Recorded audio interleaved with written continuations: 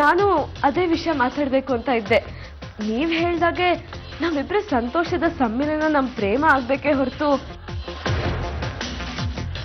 ಇದನ್ನು ಮೊದಲನೇ ರಾತ್ರಿ ಅಂತ ನಾವು ಆತರ ಪಡಬಾರ್ದು ಅಂತ ಅನ್ಸುತ್ತೆ.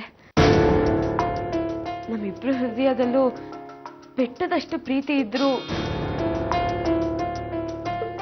ನಮ್ಮಿಬ್ರ ಮಧ್ಯ ಇನ್ನೂ ಸೆಲೆಗೆ ಬೆಳೆದಿಲ್ಲ ಅನ್ನೋದು ನನ್ನ ಅನಿಸಿಕೆ.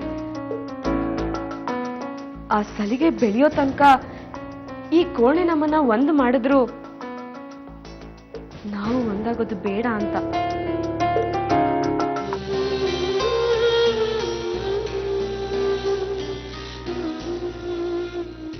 ರಾಘವ್, ನೀವೇನಿಲ್ಲಿ? ಯಾಕೆ ಹೀಗೆ ಕೂತ್ಕೊಂಡು ನನ್ನನ್ನೇ ನೋಡ್ತಿದ್ದೀರಿ?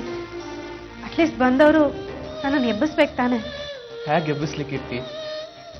ನೀನೆದ್ರೆ ನನ್ನ ಜೊತೆ ಮಾತಾಡ್ದಿಲ್ಲ ಅನ್ನೋದು ನನಗೆ ತುಂಬಾ ಚೆನ್ನಾಗಿ ಗೊತ್ತಿದೆ. ನಾನು ಮಾತಾಡಿದ್ರು ನೀನು ನನ್ನ ಜೊತೆ ಮಾತಾಡ್ದಿಲ್ಲ ಅನ್ನೋದು ನನಗೆ ಮದುವೆ ಮನೇಲೆ ಗೊತ್ತಾಯ್ತು. ನೀನು ನನ್ನ ಜೊತೆ ಮಾತಾಡಲೇಬೇಕು. ಹೋಗು ಕೀರ್ತಿ, ಮುಖ ತೊಳ್ಕೊಂಡು ಫ್ರೆಶ್ ಆಗ್ಬಾ. ನಾನು ನಿನ್ಗೋಸ್ಕರ ಆಚೆ ಕಾಯ್ತಿರ್ತೀನಿ. ರಾಘವ್, ನಾನು ಆಚೆ ಕಡೆ ಕಾಯ್ತಾ ಇರ್ತೀನಿ. ಬೇಗ ಬಂದ್ಬಿಡು.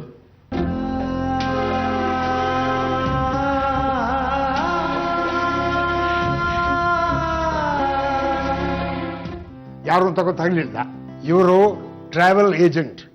ನಮ್ಮ ಕೇಶವ ಗಾಯತ್ರಿ ಹನಿಮೂನ್ ಟ್ರಾವೆಲ್ನ ಅರೇಂಜ್ ಮಾಡ್ತಾರೆ.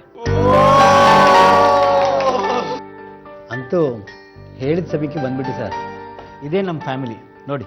ಓ ಚಿಕ್ಕಪ್ಪ, ಹಾಗಾದ್ರೆ ಇದರಲ್ಲಿ ನಿಮ್ ಕೈವಾಡನೂ ಇದೆ. ನನಗೂ ನಿನ್ಗೂ ಗಾಯತ್ರಿಗೂ ಬಿಟ್ಟು ಮಿಕ್ಕವ್ರಿಗೆಲ್ಲ ವಿಷಯ ಮೊದಲೇ ಗೊತ್ತಿದೆ. ನನ್ನ ಮೊಮ್ಮಗನ ಹನಿಮೂನ್ ಫಾರಿನ್ ನಲ್ಲಿ ಆಗಬೇಕು. ಸ್ಪಾನ್ಸರ್ ಮಾಡ್ತಿರೋದು ನಾನು. ಯಾವ್ದಾದ್ರು ಫಾರಿನ್ ಪ್ಯಾಕೇಜ್ ಹೇಳ್ರಿ. ನನ್ನ ಮಾತು ಕೇಳೋದಾದ್ರೆ ಪ್ಯಾರಿಸ್ ತುಂಬಾ ಒಳ್ಳೆ ಜಾಗ. ಪರ್ ರೇಟ್ 99,000 ಆಗುತ್ತೆ. ನವ ದಂಪತಿಗಳಿಗೆ ಹೇಳ್ ಮಾಡಿಸಿದ ಜಾಗ. ಏನಮ್ಮ ಗಾಯತ್ರಿ, ನೀನೇ ಅಂತೀಯ? ನನಗ್ಯಾಕೋ ಇದು ಬೇಡ ಅನಿಸ್ತಿದೆ. ಯಾಕಂದ್ರೆ ಈಗ ತಾನೇ ನಾನು ಮನೆಯವಳಲ್ಲ ಅನ್ನೋ ಸ್ಥಾನದಿಂದ ಮನೆಯವಳಾಗಿದ್ದೀನಿ. ನಾನು ನನ್ನ ಸ್ವರ್ಗನ ಈ ಒಗ್ಗಟ್ಟಿನ ಮನೆ ನೆರಳಲ್ಲಿ ಸೃಷ್ಟಿ ಮಾಡ್ಕೋಬೇಕು ಅಂತಿದ್ದೀನಿ ಹೊರತು ಹೊರದೇಶದಲ್ಲ. ನೀವೇನಂತೀರಾ ಕೇಶವ್? ಗಾಯತ್ರಿ ಹೇಳಿದ್ದು ಸರಿಯಾಗಿದೆ.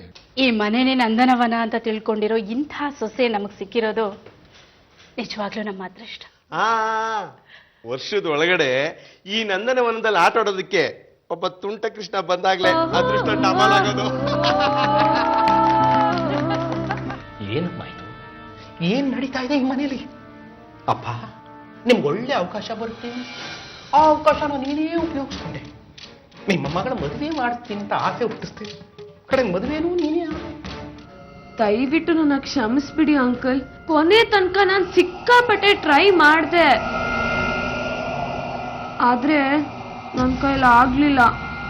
ಆಯ್ತಮ್ಮ, ನೀನೇನೋ ನಿನ್ನ ಕಥೆನ ಕ್ಲೈಮ್ಯಾಕ್ಸ್ ಅಲ್ಲಿ ಚೆನ್ನಾಗೇ ಕಮಾಯಿಸ್ಕೊಂಡೆ. ಆದ್ರೆ ನನ್ನ ಕಥೆ ಗತಿ ಏನು? ಈ ಮನೆಯಲ್ಲಿ ಕೇಶವ ಒಬ್ನೇ ನಿಮ್ ಮಗಳಿಗೆ ವರ್ಷೆ ಅಲ್ಲ,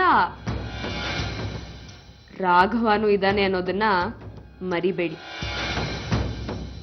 ರಾಘವ ಮತ್ತೆ ವಸುಧನ್ ಮದ್ವೆ ಆಗೋ ಹಾಗೆ ಮಾಡೋದು ನನ್ನ ಜವಾಬ್ದಾರಿ. ಇರ್ಲಿ ಬಿಡಮ್ಮ, ನನ್ನ ಮಗಳನ್ನ ಮೊದಲಿಂದಲೂ ನಾನು ರಾಘವನಿಗೆ ಕೊಡಬೇಕು ಅನ್ನೋ ಆಸೆ ಇತ್ತು. ಈ ಕೇಶವನ ವಿಷಯ ಮಧ್ಯದಲ್ಲಿ ಬಂತಲ್ಲ, ಸುಮ್ಮನೆ ಇರ್ಲಿ ಅಂತ ಒಂದು ಚಾನ್ಸ್ ತಗೊಂಡೆ. ಈಗ ನೀನ್ ಇಷ್ಟೊಂದು ಹೇಳ್ತಿದ್ಯಾ ಅಂದ್ಮೇಲೆ ರಾಘವನ ನಡಿ ಆಗ್ಲಿ ಬಿಡಮ್ಮ.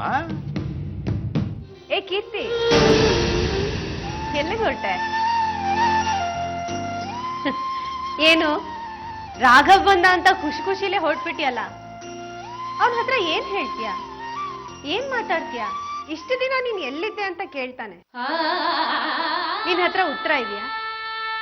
ಇದ್ರೂ ಅದನ್ನ ಬಿಡಿಸಿ ಬಿಡಿಸಿ ಹೇಳೋವಂತ ಶಕ್ತಿ ಇದೆಯಾ? ಒಂದ್ ವೇಳೆ ಹೇಳಿದ್ರು ರಾಘವ್ ಅದನ್ನ ಹೇಗ್ ತಗೊಳ್ತಾನೆ ಅನ್ನೋದ್ರ ಬಗ್ಗೆ ಯೋಚನೆ ಮಾಡಿದ್ಯಾ?